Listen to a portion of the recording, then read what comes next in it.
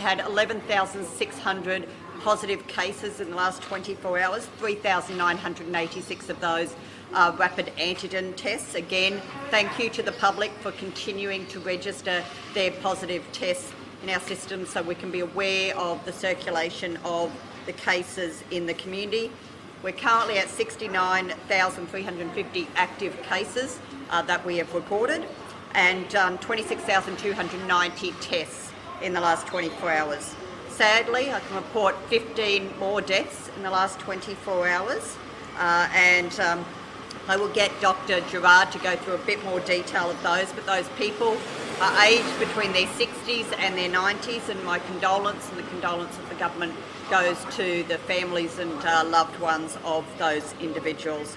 We've currently got 829 patients in total in our hospitals, 48 in ICU, 33 non-ventilated and 15 ventilated. Again, Dr. Gerard will go through the breakdown of that, but what we are seeing and what we have seen since Wednesday is a decline each day of the number of patients at the Gold Coast Hospital. That is very positive news, and we are seeing some stabilising of hospitalisation across our Brisbane hospitals, in particular Ipswich and Logan, I believe. So that's a good sign. Doesn't mean the peak's over, certainly in the next few days. We expect that with southeast Queensland, and of course the regions will be seeing their peaks in the coming week or two as well. So please everyone keep following those directions, wearing your mask, social distancing, and also if you have any symptoms, getting a PCR test or taking a rapid antigen test and isolating and of course quarantining if you're a close contact. Our vaccination rates are now at 91.9% first dose and 89.31% second dose. So we are slowly creeping up to that 90% double dose, and I remind people once again, if you are eligible for your second dose, please come forward and get it. You can walk into any of our public testing clinics. Also, you can book into a pharmacy or a GP to get your vaccination. And that also, of course, applies to boosters. 51.67% boosters, 1,293,877 doses of boosters administered already. So that's great news. And our 5 to 11-year-olds, we're now at 29.6%, which is 141,684 5 to 11-year-olds. And again, can I just do a shout out to our 12 to 15-year-olds as well? It is still under 70% double dose of our 12 to 15-year-olds. Really pleased to see our First Nations rates are higher than that, but 12 to 15-year-olds out there, the numbers are still too low. These kids are going back to high school very soon, and what we don't need is them to be more at risk of contracting it and spreading it to others, and of course hospitalisation.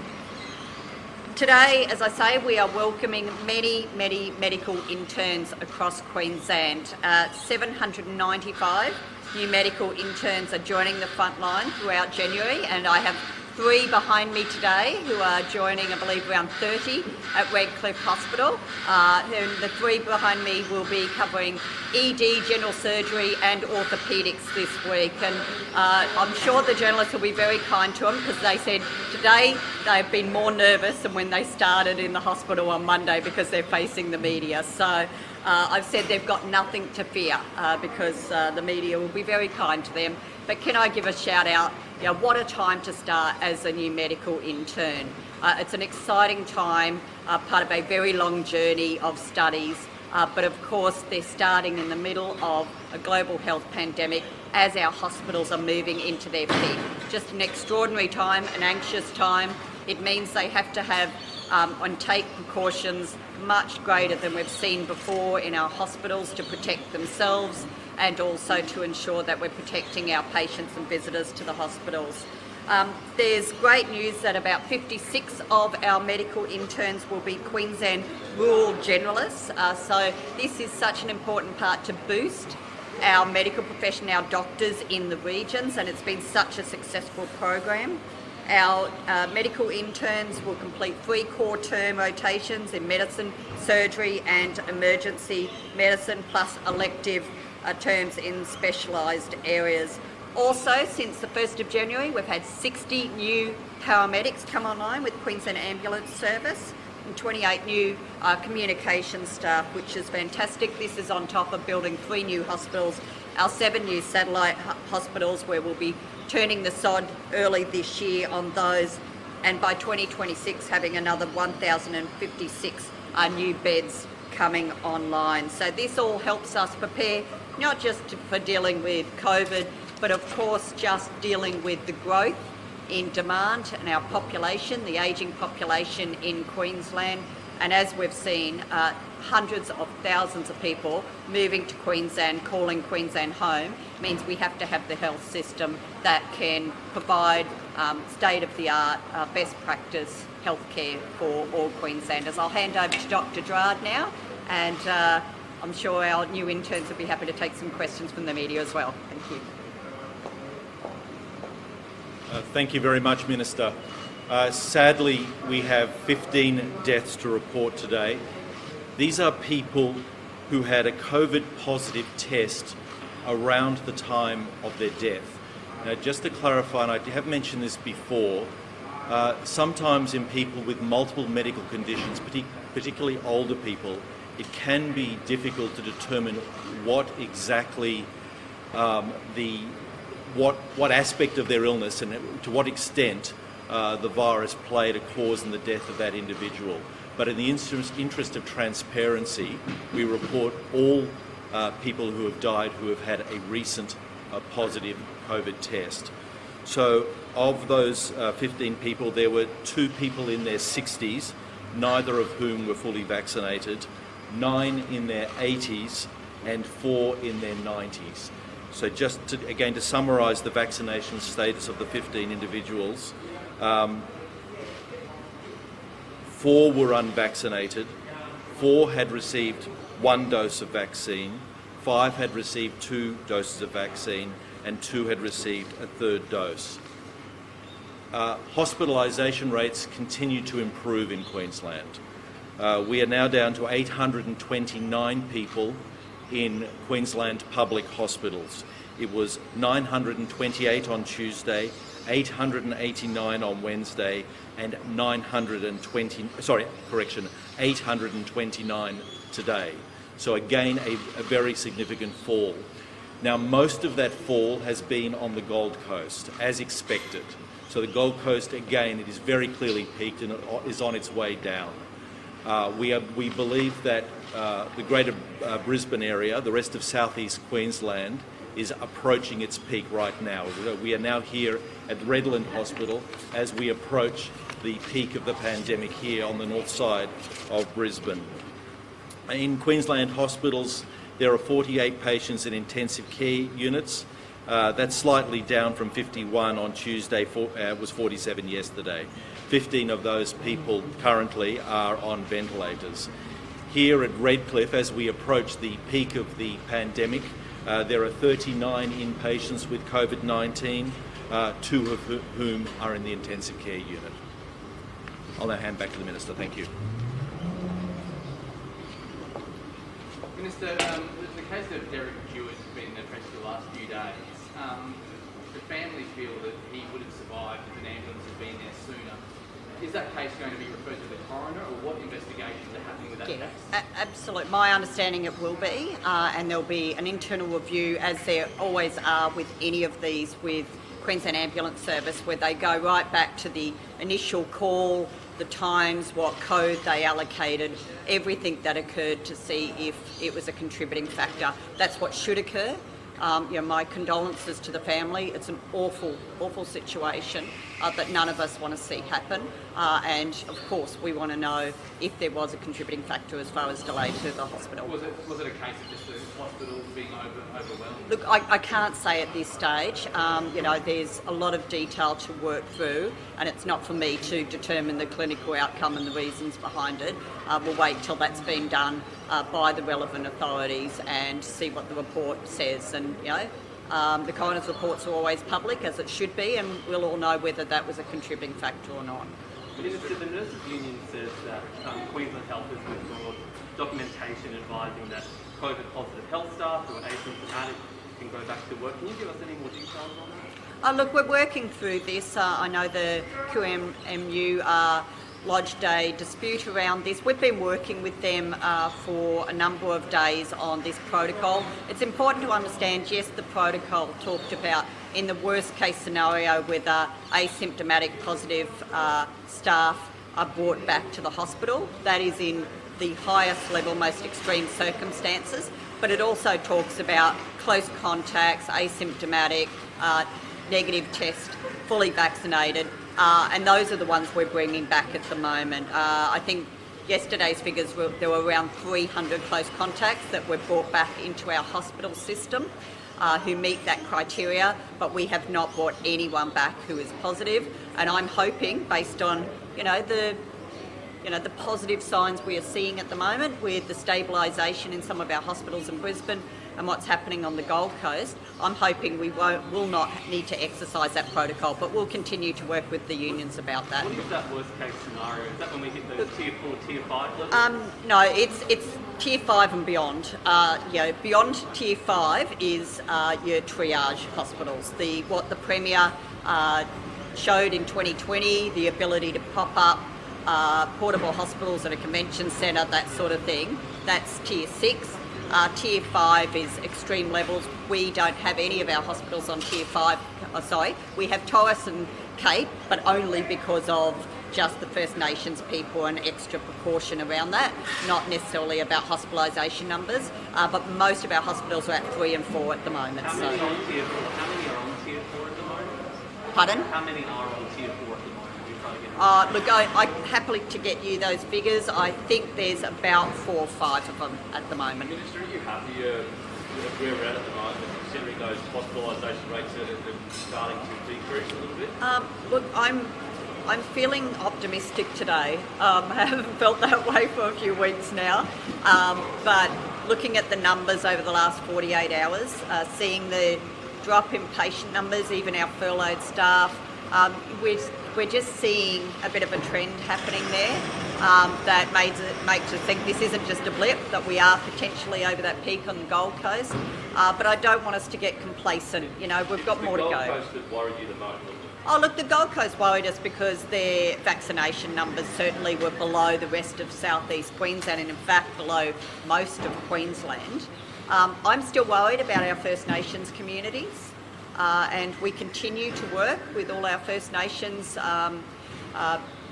facilities and to so many people who are helping us trying to get the message across the importance of vaccination, including our mayors. And I want to give a shout out to our mayors in our remote communities who continue to work with us about finding new ways to encourage people to come out and get vaccinated, because we know that is the most important measure we can be taking in these communities right now.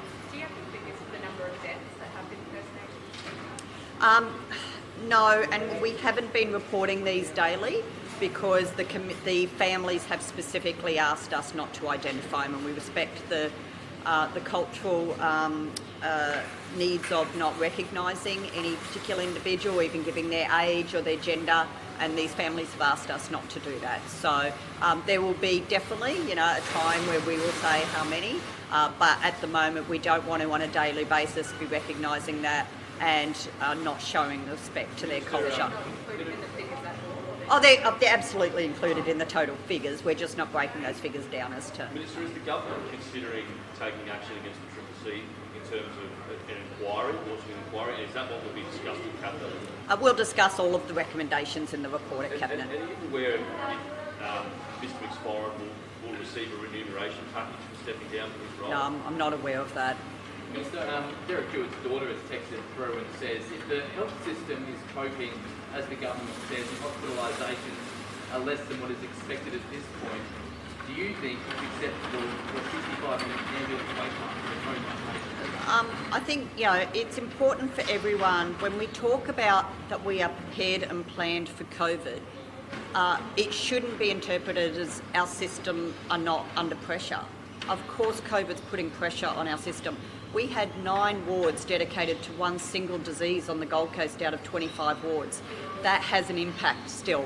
We have never said, well, it's business as usual and there's no problems with demand. COVID has absolutely put a demand across our system, which is on top of our existing demand, which is why we've been talking to the Commonwealth about long-term reform, both in primary, allied healthcare, as well as our hospitals, because even once we move into truly living with COVID as part of our everyday lives, those demands that we were seeing before COVID will continue to exist.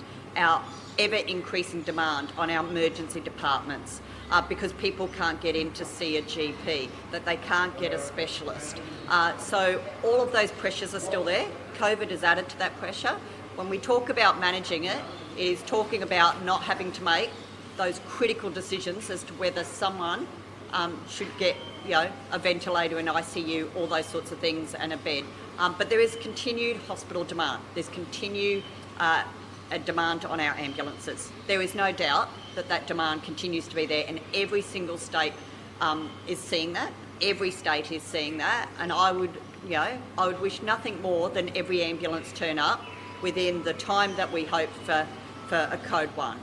But sometimes there are extra demands that don't allow us to do that. I guess you're right. It's a very complicated issue, and it goes right throughout the whole health system. I guess for this family who aren't aware of the complex issues that are in the health system, they just see their father died after waiting more than an hour. None of those reasons help those families right now. I none of that. that. It is devastating. It's a loss of life. We want to do everything we can to prevent loss of life. And our paramedics do an incredible job, and I, as the Health Minister, will continue to work with our health system, with our stakeholders, and with the Commonwealth to try to find a better path forward to make our health system more sustainable in Australia. This isn't just about Queensland. The family feels they've been let down by the system, and they just want to get a response to that. And look, I can understand that. I can't say, what the reason is in that particular incident, but I understand the family wants answers, and that's why, this will be thoroughly reviewed and investigated so that they can get answers. The parents of Lachlan Moore have met with executives here at Brentford Hospital after his death. They said an internal review will be held. Do you know the scope of that and when it's due to inform that? No, they're clinical matters, and they will work through that review, and I'm sure keep the family informed. I know they've offered support to the family, and of course there'll still be the coroner's report to come out as well. Minister, do you support the Integrity Commissioner's call for an investigation into the Public Service Commission? Look, I haven't seen that call. The Integrity Commissioner has, as I understand, notified of her resignation and is moving on to another job.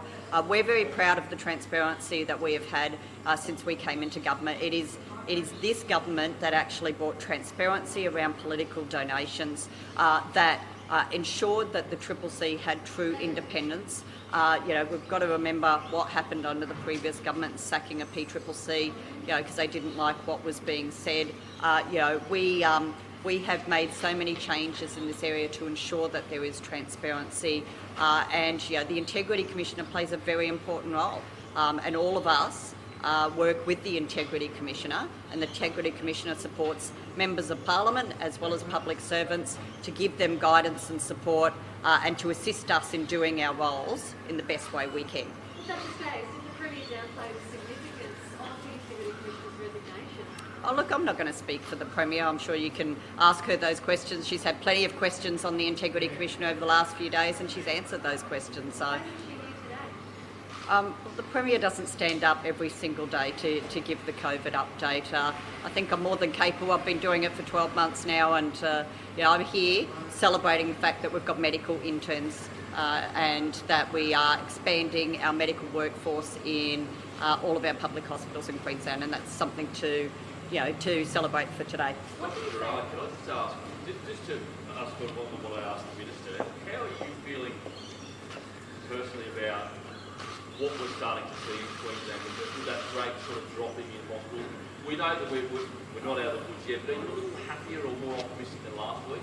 Oh, definitely becoming more optimistic as days go by. The projections for what we were expecting to see look like They probably won't eventuate. I don't want to jump the gun. I don't want to jinx us, but certainly what we're seeing is very positive here. And I think, can I say, and the reason for this is very straightforward. It's wide-scale vaccination before the virus came into Queensland. There is absolutely no doubt that the reason why we are doing so well is because so many of the Queensland population were vaccinated before the virus was introduced here. And there is no jurisdiction in the world that has done as well as Queensland so far. But it's not over yet. It's not over. Once we sort of start to get on the other side of that peak, the question that I'd like to put you to as Chief Health Officer is, would you like to start seeing people go back to work, not working from home, and easing back into a more simple, the life that we used to live? We'll be going, yes, exactly. We'll as we pass the peak, as we get on the way down, we'll review all our measures. We'll start talking more and more about this, both at a state level and a national level, about where the strategy goes. It's still not totally clear how the tail of this pandemic will play out. So there's likely to be a tail, and it's still not totally clear whether there'll be further waves, particularly going into the winter. But as we pass this peak, we are going to be regrouping, rethinking our strategy, both at a state level and a national level. If this is, say, you're more optimistic about what you were anticipating, what sort of number of deaths and hospitalisations did you model for this point in time? Well, there were various models over the last since December. Most of the models talked about multiples of thousands of admissions to Queensland hospitals, multiples of thousands. And at this stage, in terms of the public hospital, we haven't reached 1,000. Probably combined with the private hospital, we'll probably have reached 1,000. But again, let's not jump the gun yet. We're not there yet. Brisbane still hasn't peaked. It's probably around its peak, and the greater Brisbane area. I'm talking about southeast Queensland. There were significant numbers of cases in Cairns in the last 48 hours, although the numbers in the last 24 hours appear to have dropped, but it's just one day. And I don't want to draw too much of an inference from one day. We have seen slight declines in the last 24 hours in pressure points like Ipswich and Logan, but it's just one day. So I don't want to draw too much of an inference from that. We'd like to see a pattern over 3 or 4 days before we get more confident. And here in the north side of Brisbane, I think that we're pretty close to the peak. The numbers are still up a little bit here on the north side of Brisbane. When can we start talking about treating COVID like we treat flu, like we treated it as an endemic disease? And can we really ever get to that point, given that COVID is a much more serious infection?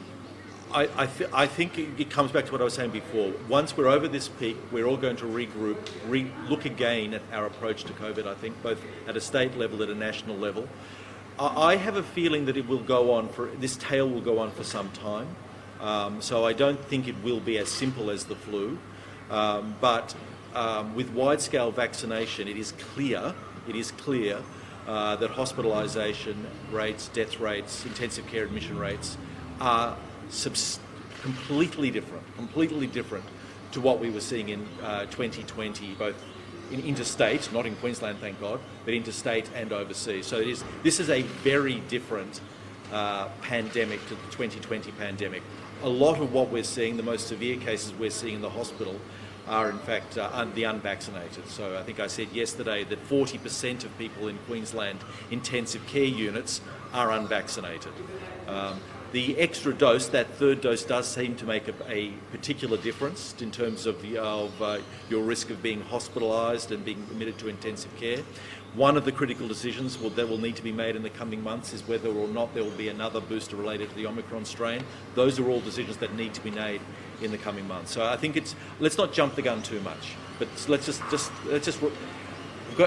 we can breathe a little bit easier as it appears we're passing the peak, but let's not jump the gun. There'll be another phase to this. Is Omicron the worst in your view of what we're going to get from COVID? Because people seem to think that Delta was, and then long-term Omicron, more infectious, and also nearly as pathogenic as Delta, and much more pathogenic than the original flu months ago. Look, I think it doesn't pay to speculate on whether there'll be other variants that will come forward. This virus will continue to mutate for years to come. Now, whether it will get worse, not. Look, I think it becomes speculative. It's probably not the time to speculate. At the moment, we're still focusing on getting over this peak. I can ask one more question, then we'll see if one of our interns might say a few words. So. I was going to. You want to go first? Sorry, I've got one for the minister. Oh, so do I. One for the minister. Okay. I'd like to ask Two you last. to say the claims by the opposition that the Premier has used COVID as a cover to avoid anti-autism. Oh, I think that's rubbish. I think the opposition are just trying to find relevance right now. I understand this is dependent on when the education minister as well again. Is there any indication yet when parents are going to find out that back to school plan, and have you guys actually finished the consultation on that yet? Look, I believe the minister has, and you know, she'll be, I'm sure, out and about very soon and be able to announce that before the school term starts. And So. if we go down that pathway of testing for teachers and students, do we have enough RAT kits available? I'll leave it for the Education Minister to just talk about that, but you know, I think parents can be very comfortable knowing that the kids can come back to school, and we've got everything in place, and we will have everything in place to ensure that. Look, I appreciate that, but the school year will start back as planned, and before the kids go back, the plan will be released. So the parents will be able to know how we're going to manage any outbreaks within the schools and so forth. Now, I might just see if any of our clinicians. I'm seeing scared looks. Come on, Charlotte, we'll get you to say a few words. Yeah, it's an exciting time to be starting work. It's something that not many doctors can say they've trained during a global pandemic. But yeah, it's something I'll remember for the rest of my career. I'm sure we all will. And yeah, it's exciting to be at work and be busy and feel like we're starting to help out in some way. Is it daunting knowing sort of what you're going into? A little bit, but I mean, we've been medical students the last couple of years in the pandemic, so yeah, it kind of just almost feels normal now. Yeah, it's good to be able to start work properly and yeah, be able to contribute a bit more. How different has it been, I mean, when COVID's had a long, how different has it been in terms of your learning? Has it all been more predominantly COVID? No, it's we still have to learn, yeah, all the normal things that doctors need to know, but it's just, yeah, learning those things with the added challenges of COVID and the PPE and things like that. How many years of study have led up to this? So medical school was 4 years, and most of us did an undergraduate degree before that. That's usually 3 or 4 years. So for you, how many years? 8 years. So is it the first time you're sort of on the front line? Yeah, it's our first week of work today. We've been doing placements the last few years, so been in hospitals, but it's the first time that we are starting to have more responsibility. So yeah, it's exciting. 8 years of study. For me, yeah, it's a bit different for everyone. 3. Way to go. On that note. Thank you. Thanks, everyone.